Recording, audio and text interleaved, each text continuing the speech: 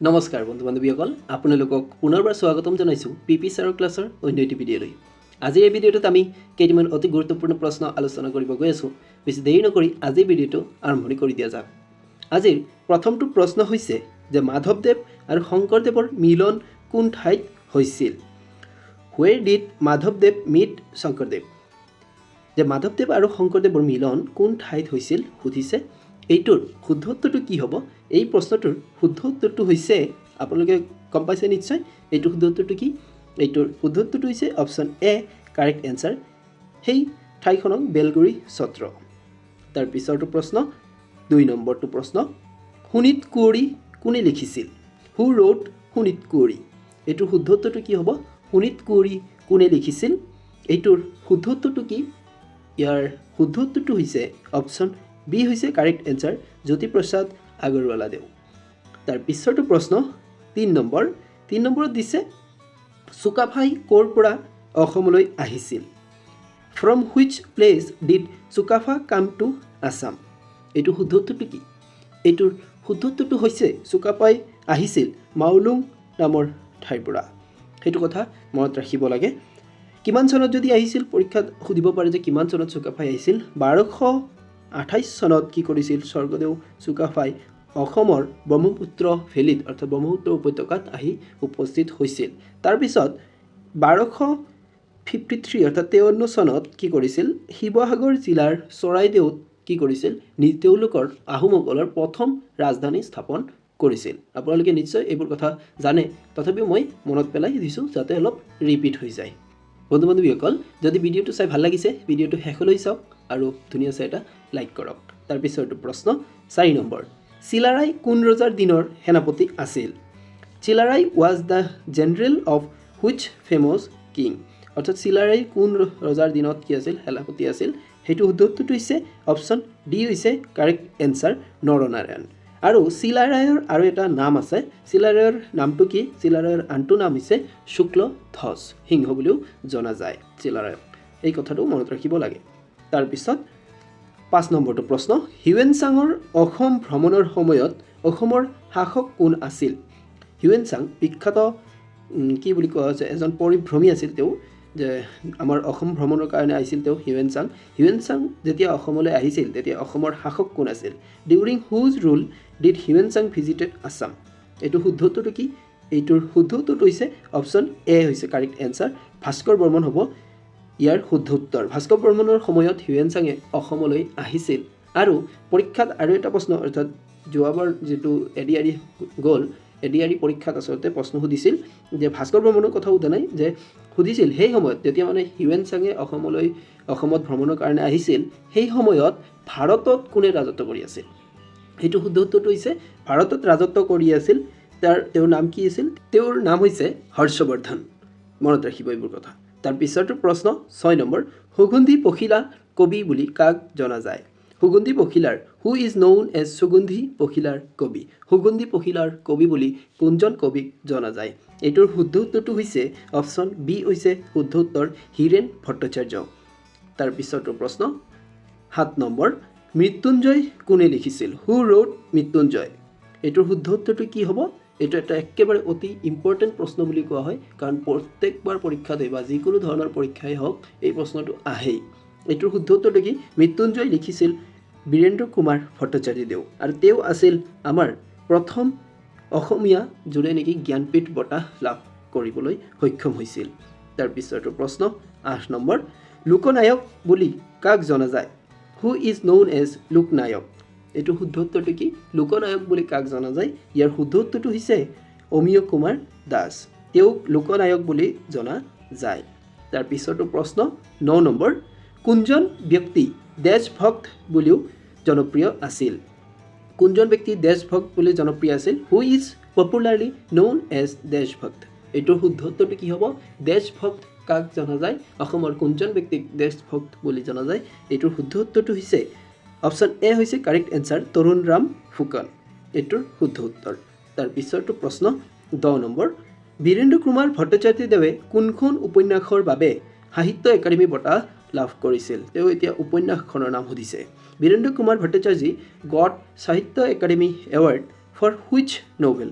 এইটোৰ শুদ্ধ উত্তৰটো কি এইটোৰ শুদ্ধ উত্তৰটো হৈছে অপশ্যন বি হৈছে ইয়াৰে কাৰেক্ট এনসাৰ ইয়াৰুঙ্গম নামৰ উপন্যাসৰ বাবে তেওঁ আসলতে সাহিত্য একাডেমী বঁটা লাভ কৰিছিল এতিয়া পৰীক্ষাত আহিব পাৰে যে কিমান চনত তেওঁ সাহিত্য একাডেমী বঁটা লাভ কৰিছিল ইয়াৰে উত্তৰটো হ'ব 1961 চনত তেওঁ সাহিত্য একাডেমী বঁটা লাভ কৰিছিল আৰু উপন্যাসখনৰ নাম হৈছিল ইয়াৰুঙ্গম মনত ৰাখিব এইবোৰ কথা তাৰ পিছৰটো প্ৰশ্ন 11 নম্বৰ শৰাইঘাটৰ যুদ্ধ কিমান চনত হৈছিল in which year was the battle of Saraighat fought এইটোৰ শুদ্ধ উত্তৰটো কি এইটো একেবাৰে ইজি প্ৰশ্ন বুলি কৈছো এইটোৰ শুদ্ধ উত্তৰটো হ'ব অপশ্যন সি হৈছে কাৰেক্ট এনসাৰ 1671 পৰীক্ষাত আহিব পাৰে শৰাইঘাটৰ যুদ্ধ কাৰ কাৰ মাজত হৈছিল শৰাইঘাটৰ যুদ্ধ হৈছিল আহোম আৰু মোগলৰ মাজত তাৰ পিছৰটো প্ৰশ্ন 12 নম্বৰ অসম সাহিত্য সভাৰ প্ৰথম অধিৱেশন কেতিয়া হৈছিল in which year the first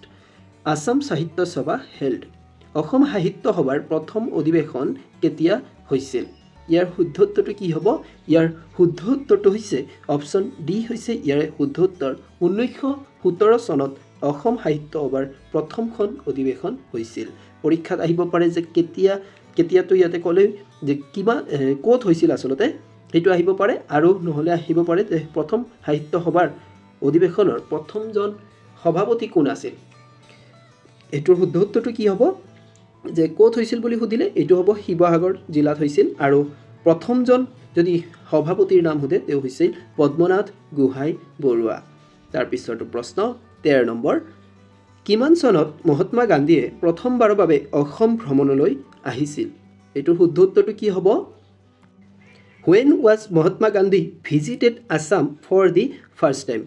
Mahatma গান্ধীয়ে প্ৰথমবাৰৰ বাবে অসম ভ্ৰমণলৈ কেতিয়া আহিছিল এইটোৰ শুদ্ধ উত্তৰটো হৈছে 1921 চনত মনত ৰাখিবলগীয়া কথা তাৰ পিছৰটো প্ৰশ্ন 14 নম্বৰ ডিগবৈ শোধনাগাৰ কিমান চনত প্ৰতিষ্ঠা কৰা হৈছিল সুধিছে ডিগবৈ শোধনাগাৰ কিমান চনত প্ৰতিষ্ঠা কৰা হৈছিল When was established the oil refinery in Digboi এইটোৰ শুদ্ধ উত্তৰটো কি হ'ব এই প্ৰশ্নটোৰ শুদ্ধ উত্তৰটো হৈছে অপশ্যন বি হৈছে ইয়াৰে শুদ্ধ উত্তৰ 1901 চনত আৰু ইয়াৰ লগতে জানিব লাগে যে ডিগবৈ তেল শোধনাগাৰ হৈছে এছিয়াৰে ভিতৰত সৰ্বপ্ৰথম তেল শোধনাগাৰ বা আটাইতকৈ পুৰণি তেল শোধনাগাৰ বুলি ক'ব পাৰি তাৰ পিছৰটো প্ৰশ্ন আহি গ'ল 15 নম্বৰ কিমান চনত অসমৰ ৰাজধানী দিছপুৰলৈ স্থানান্তৰিত কৰা হ'ল এইটোৰ শুদ্ধ উত্তৰটো কি হ'ব When was capital of Assam shifted to Dispur এইটোৰ শুদ্ধ উত্তৰটো কি হ'ব ইয়াৰে শুদ্ধ উত্তৰটো হৈছে অপশ্যন সি হৈছে কাৰেক্ট এনসাৰ ইয়াতে ভুল আছে যে 70 কি হ'ব 3 হ'ব 1973 চনত অসমৰ ৰাজধানী শিলঙৰ পৰা দিছপুৰলৈ স্থানান্তৰিত কৰা হৈছিল 1972 চনত যেতিয়া অসমৰ পৰা মেঘালয় সেপাৰেট কৰি দিয়া হ'ল তেতিয়াই আসলতে সেই পিছৰ নেক্সট বছৰত কি হৈছিল অসমৰ ৰাজধানীও শিলঙৰ পৰা দিছপুৰলৈ স্থানান্তৰিত কৰা হ'ল তাৰ পিছৰটো 16 নম্বৰ প্ৰশ্ন ব্ৰহ্মপুত্ৰ নদী কেইখন ৰাষ্ট্ৰৰ মাজেৰে বৈ গৈছে দা Brahmaputra ৰাইভাৰ passes to how many countries Brahmaputra নদী কেইখন কান্ট্ৰিৰ মাজেৰে পাৰ হৈ গৈছে অৰ্থাৎ কেইখন দেশৰ মাজেৰে পাৰ হৈ গৈছে সুধিছে ইয়াৰ শুদ্ধ উত্তৰটো হ'ব অপশ্যন ডি হৈছে কাৰেক্ট এনসাৰ 3 কি ৰাষ্ট্ৰৰ মাজেৰে পাৰ হৈ গৈছে 1 নম্বৰত আছে চাইনা তাৰ পিছত 2 নম্বৰত আছে ইণ্ডিয়া আৰু 3 নম্বৰত আছে বাংলাদেশ প্ৰথমতে চাইনাৰ পৰা ব্ৰহ্মপুত্ৰ নদীৰ আৱিষ্কাৰ হৈছিল তাৰ পিছত ভাৰতৰ মাজেৰে বৈ গৈ বাংলাদেশত তাৰ সমুদ্ৰত বিলীন হৈছে তাৰ পিছৰটো প্ৰশ্ন 17 নম্বৰ ব্ৰহ্মপুত্ৰ নদীৰ মুঠ দৈৰ্ঘ্য কিমান what is the total length of Brahmaputra river এইটোৰ শুদ্ধ উত্তৰটো কি হ'ব ইয়াৰে শুদ্ধ উত্তৰটো হৈছে প্ৰায় 2880 কিলোমিটাৰ হৈছে ব্ৰহ্মপুত্ৰ নদীৰ মুঠ দৈৰ্ঘ্য এইটো হৈছে ৱৰ্ল্ডৰ ভিতৰত আৰু যদি পৰীক্ষাত আহে যে ভাৰতৰ ভিতৰত ইয়াৰ কিমান আছে ভাৰতত যদি সুধে তেতিয়া ভাৰতত হ'ব 916 কিলোমিটাৰ হৈছে ভাৰতত আৰু যদি অসমত আহে তেতিয়া অসমৰ হ'ব 725 কিলোমিটাৰ আপোনালোকে এইবোৰ কথা কৰবাত নোট কৰি থৈ দিয়ক নহলে পাহৰি যাব তাৰ পিছৰটো প্ৰশ্ন 18 নম্বৰ বৰ্তমান অসমত ব্ৰহ্মপুত্ৰ নদীৰ ওপৰত কেইখন দলং নিৰ্মাণ কৰা হৈছে How many bridges on the Brahmaputra ৰাইভাৰ in Assam Brahmaputra নদীৰ ওপৰত কিমানখন দলং নিৰ্মাণ কৰা হৈছে অসমৰ এটোৰ শুদ্ধ উত্তৰটো কি হ'ব ইয়াতে আসলতে অপচনটো ভুল দিছে বুলি নকওঁ কাৰণ আগতে 6 বুলিয়ে আছিল এতিয়া যেহেতু নতুনকৈ নিৰ্মাণ হৈছে তেজপুৰ জিলাত আসলতে নৰনাৰায়ণ সেতু যে আছে সেই নৰনাৰায়ণ সেতুত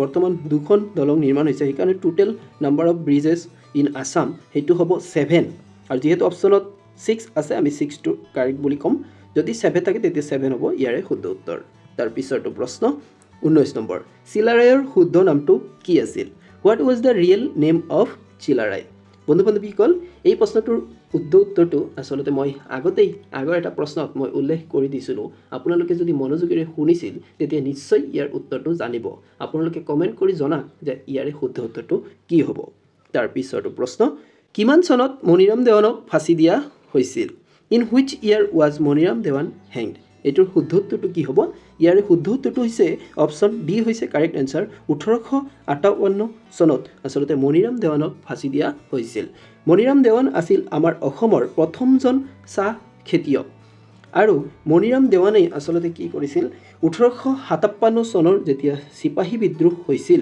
সেই চিপাহী বিদ্ৰোহত মণিৰাম দেৱানে আগভাগ লোৱাৰ কাৰণে তেওঁ লিডাৰ আছিল আচলতে সেইকাৰণে 1858 চনত আচলতে মণিৰাম দেৱানক ফাঁচি দিয়া হৈছিল কথাটো মনত ৰাখি থৈ দিব বন্ধু বান্ধৱীসকল ভিডিঅ'টো শেষলৈ চোৱাৰ বাবে আপোনালোকক ধন্যবাদ জ্ঞাপন কৰিছোঁ যদি ভিডিঅ'টো চাই ভাল লাগিছে তেতিয়া ভিডিঅ'টো লাইক কৰিব আৰু নিজৰ বন্ধু বান্ধৱীৰ লগত ভিডিঅ'টো শ্বেয়াৰ কৰিব আহি থকা আগন্তুক দিনবোৰত যিসমূহ পৰীক্ষা আহিব সেই পৰীক্ষাসমূহত যদি আপোনালোকে ভাল নম্বৰ পাব বিচাৰে তেতিয়াহ'লে আমাৰ এই চেনেলটো ছাবস্ক্ৰাইব কৰি ল'ব পাৰে এই চেনেলৰ জৰিয়তে আপোনালোকক মেথছ ৰিজনিং আৰু জিকেৰ বিভিন্ন ধৰণৰ MCQ প্ৰশ্নসমূহ কৰোৱাই থকা হ'ব পিছে আজিৰ বাবে এইখিনিতেই পুনৰ লগ পাম নতুন এটি ভিডিঅ'ৰ জৰিয়তে ধন্যবাদ